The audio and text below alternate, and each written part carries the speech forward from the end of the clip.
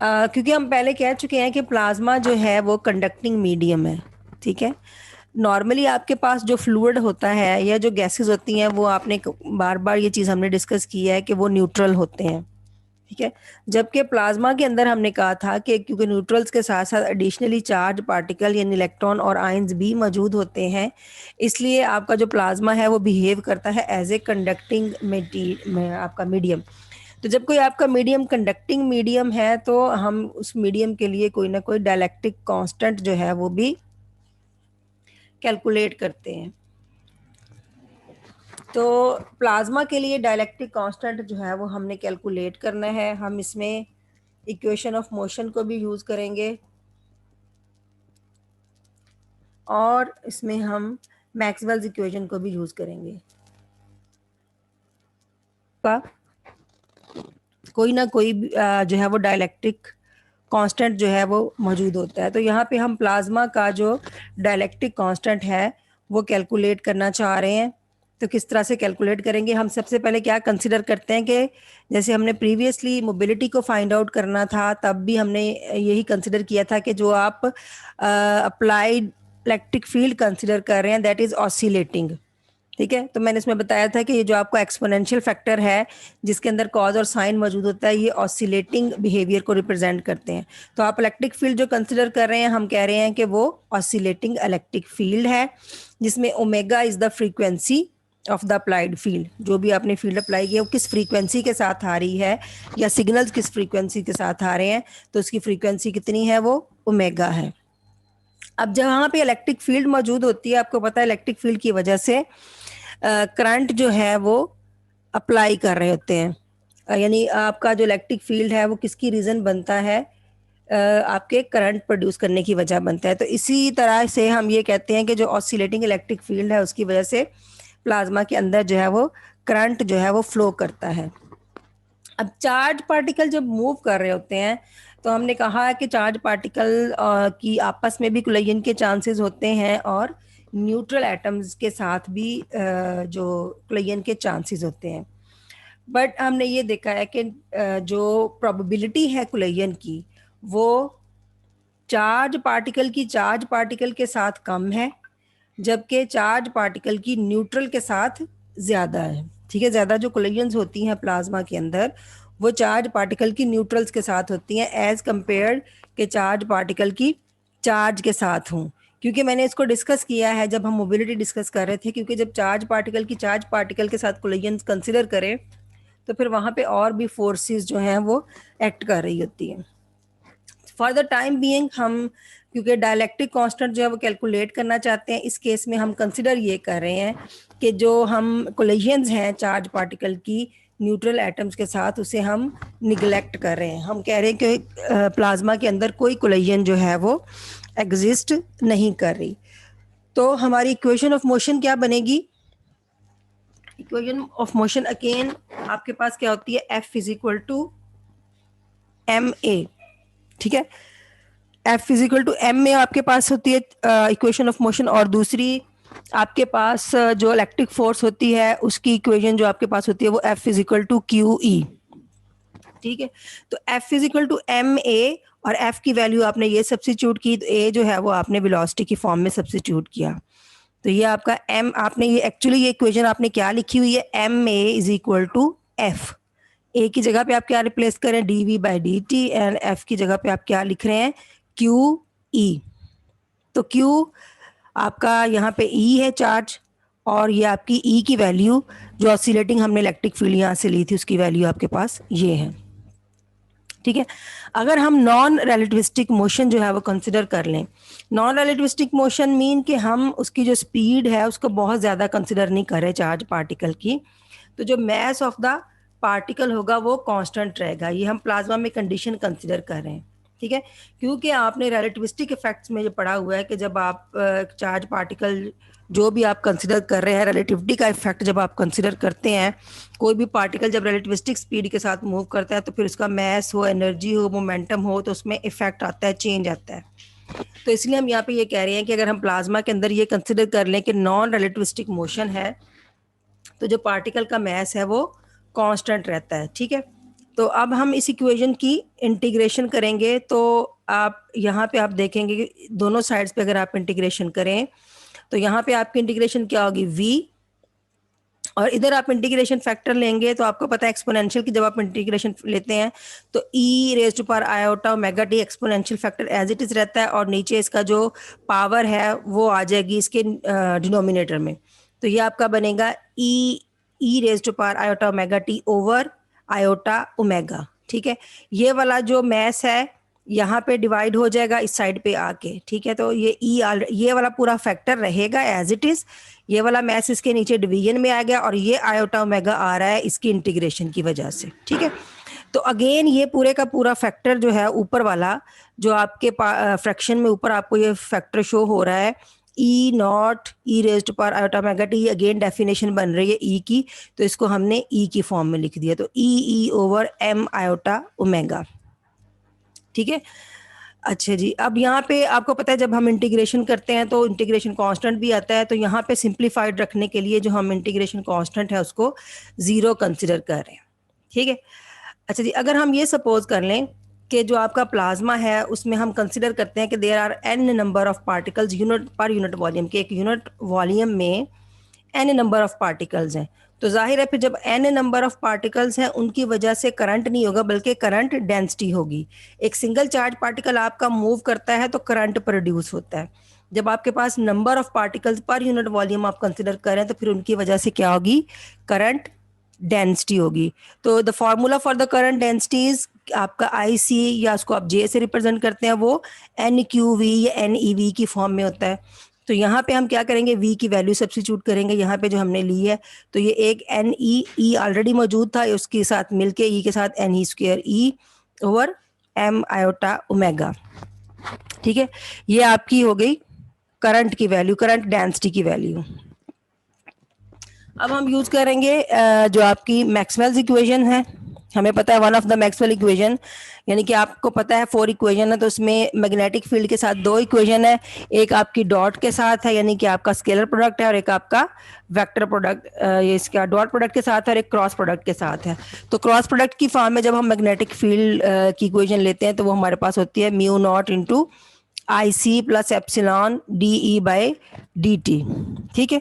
तो ये हमने जो करंट की वैल्यू, करंट डेंसिटी की वैल्यू यहाँ पे फाइंड आउट की थी, वो करंट डेंसिटी की वैल्यू हम यहाँ पे सब्स्टिट्यूट करेंगे, ठीक है।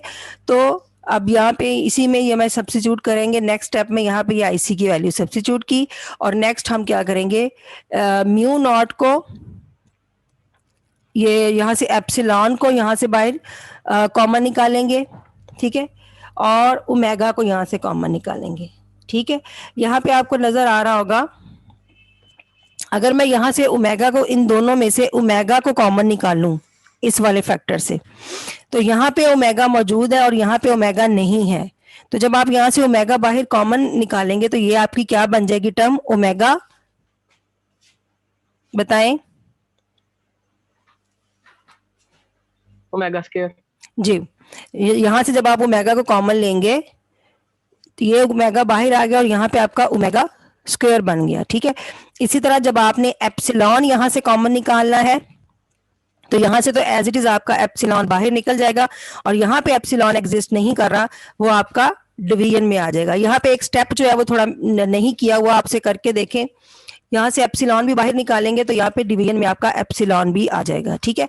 इसी तरह यहाँ भी आपके पास ई इलेक्ट्रिक फील्ड मौजूद है और यहाँ पे भी आपके पास ई इलेक्ट्रिक फील्ड मौजूद है, तो आप यहाँ से इलेक्ट्रिक फील्ड भी कॉमन निकाल लें, ठीक है। ओमेगा कॉमन निकाला, एप्सिलॉन कॉमन निकाला और ई निकाला।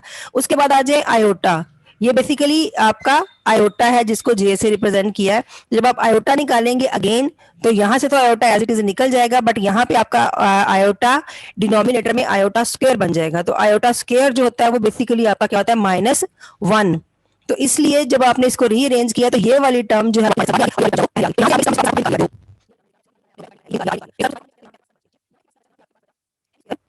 नॉन ओमेगा स्क्वायर, ठीक है।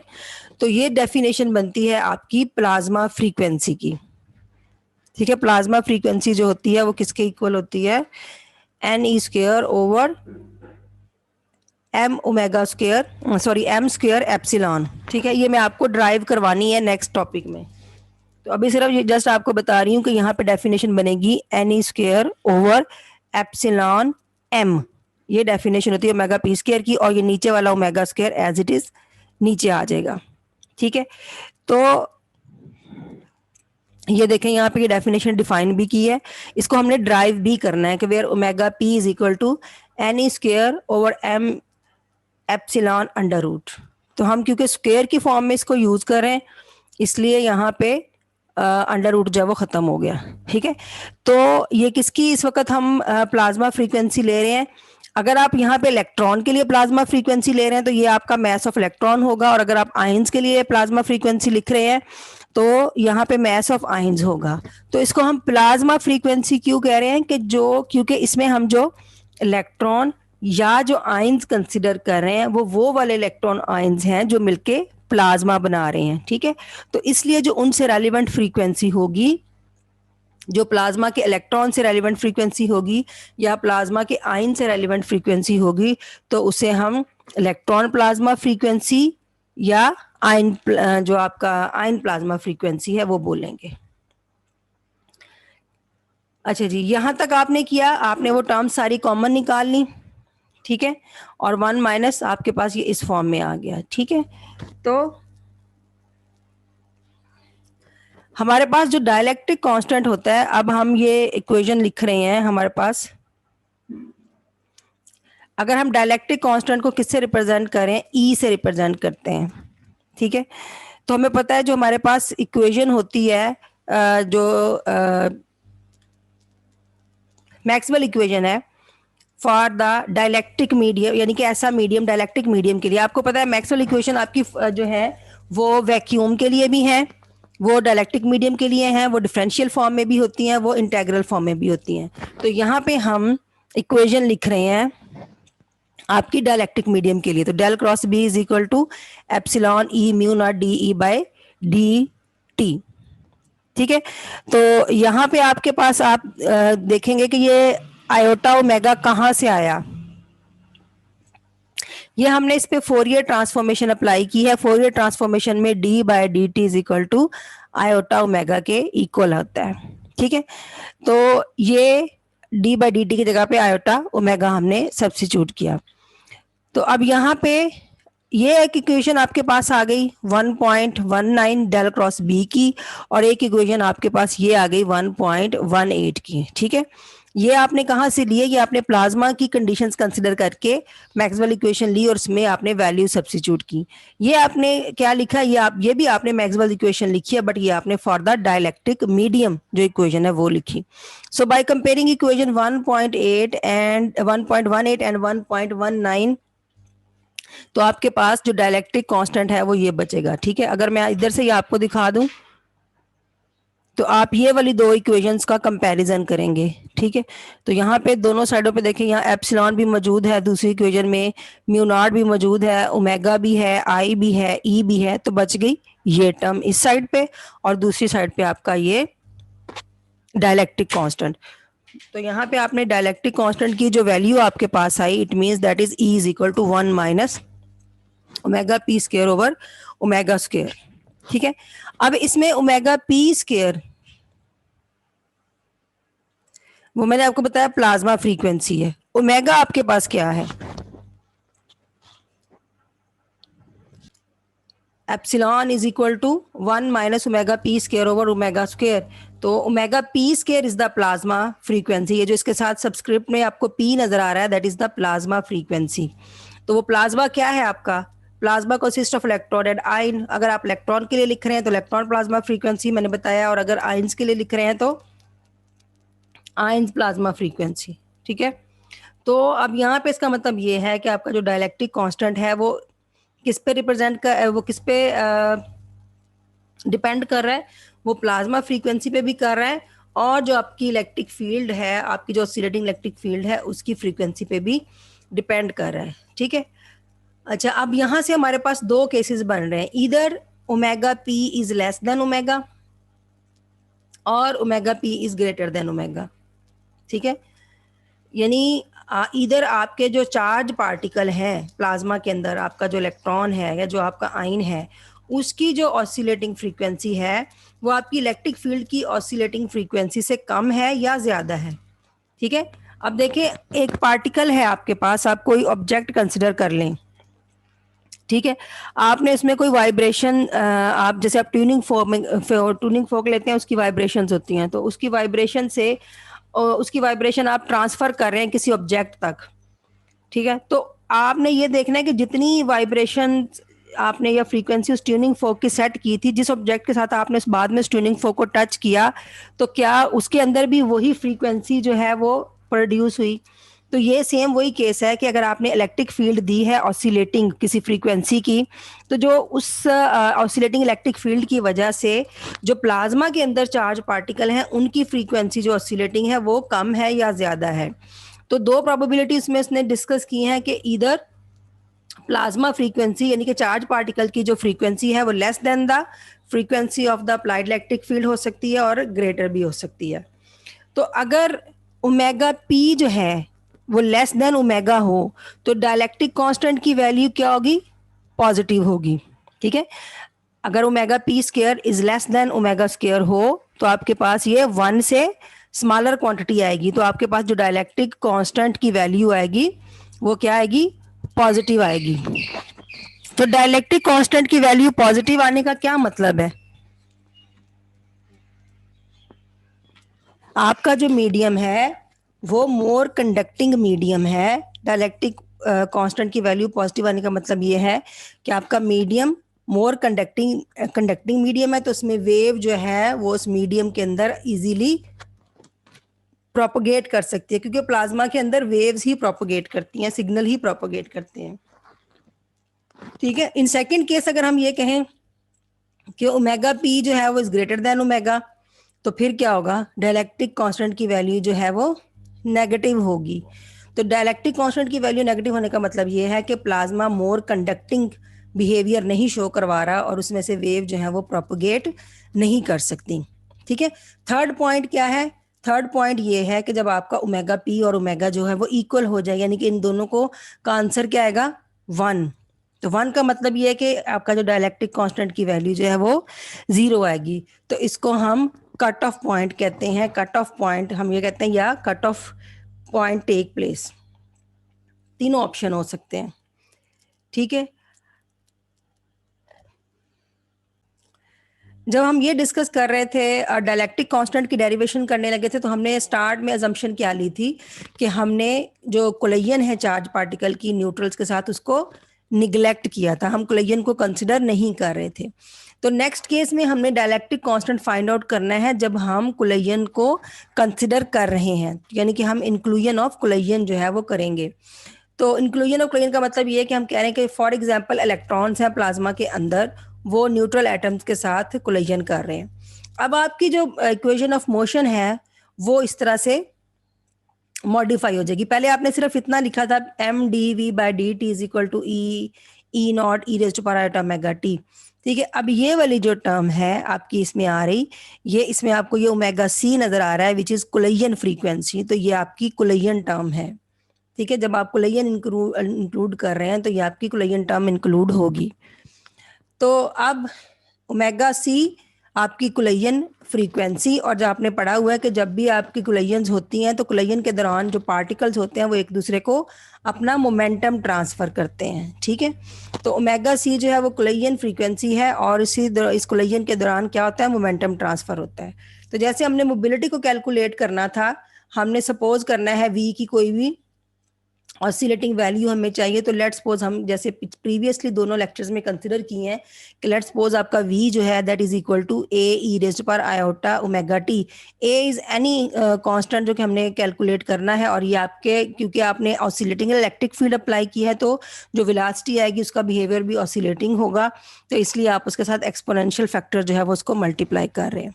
ठीक है, तो यहाँ पे भी हम D V by D T में भी v की वैल्यू सब्स्टिट्यूट करेंगे और यहाँ पे भी हम v की वैल्यू सब्स्टिट्यूट करेंगे। तो इधर जब हम v की वैल्यू सब्स्टिट्यूट करेंगे, ये तो आ गई as it is A E raise to power iota omega T. तो यहाँ पे जब आप v की वैल्यू सब्स्टिट्यूट करेंगे तो d बाई डी यानी कि विद रिस्पेक्ट टू टाइम आप उसका डेरिवेटिव लें।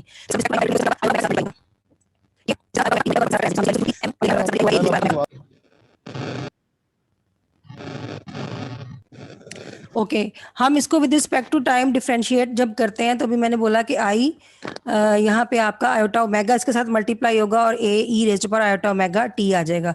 तो ये इसकी जो वैल्यू है वो हम यहाँ पे सब्स्टिट्यूट कर रहे हैं। देखिए डेरिवेटिव की वजह से यहाँ पे आयोटा ओमेगा अपेयर हो रहा है और यहाँ पे ये एज इट इज आएगा। अब थ्रू आउट इस सारी इक्वेशन में आपने क्या करना है, एक्सपोनेंशियल फैक्टर यहाँ से और यहाँ से कैंसिल हो गया और इन दोनों टर्म्स में से आपने ए को कॉमन ले लिया, सॉरी ए को भी कॉमन ले लें और मैथ्स को भी कॉमन ले लें, ठीक है, क्योंकि ए को हमने फाइंड आउट करना है और मैथ्स भी दोनों में से कॉमन आ रहा है। तो बाकी जो फैक्टर होगा उसको हम दूसरी साइड पे डिवाइड कर देंगे।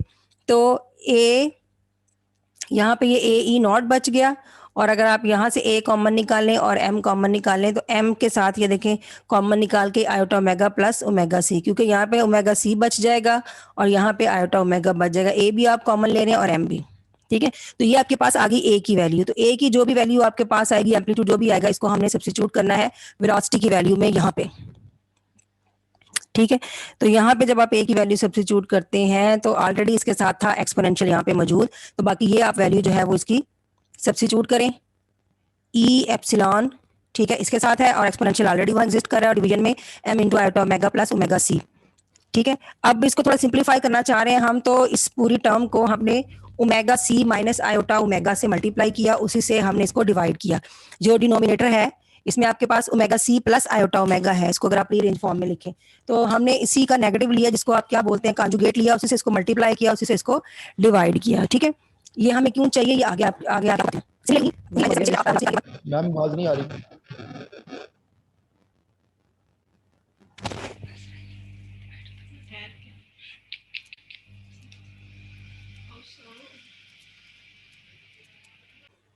चलिए यहाँ से वी अगेन जैसे हमने प्रीवियसली विदाउट कोलिजन वाले स्टेप किए थे वही आपने वी निकाला है, तो उसके बाद आप उसकी करंट डेंसिटी निकालेंगे एन ई वी की फॉर्म में। यहाँ पे आप वी की वैल्यू सब्स्टिट्यूट कर दें, N E square as it is, ये ई के साथ मिलके N E square E into omega C minus iota omega, ठीक है, और नीचे ये डिनोमिनेटर में M into omega C square plus omega square. तो ये आपका करंट डेंसिटी आ गई। अगेन हमने क्या लिखना है, मैक्सवेल्स इक्वेशन लिखी और यहाँ पे आई सी की वैल्यू जो है वो सब्स्टिट्यूट की यहाँ पे, ठीक है। और फिर से यहाँ से हमने कुछ पैरामीटर्स जो है वो कॉमन निकाले, आपने एप्सिलॉन कॉमन निकाला, आयोटा ओमेगा कॉमन निकाला और ई को कॉमन निकाला। तो यहाँ पे ये टर्म आपके पास 1 बन जाएगी। तो यहाँ पे omega C minus iota omega पे कोई चेंज नहीं आएगी, omega C square plus omega square पे कोई चेंज नहीं आएगी। तो ये आपका again N E square over M epsilon जो है ये मिलके आपको क्या बना देगा, आपकी प्लाज्मा फ्रीक्वेंसी बनाएगा यहाँ पे ओमेगा पी स्क्वायर। तो यहाँ से ओमेगा कॉमन लेने की वजह से इसके डिवीजन में यहाँ पे ऑलरेडी ओमेगा एग्जिस्ट नहीं कर रहा था। जब आपने यहाँ से ओमेगा कॉमन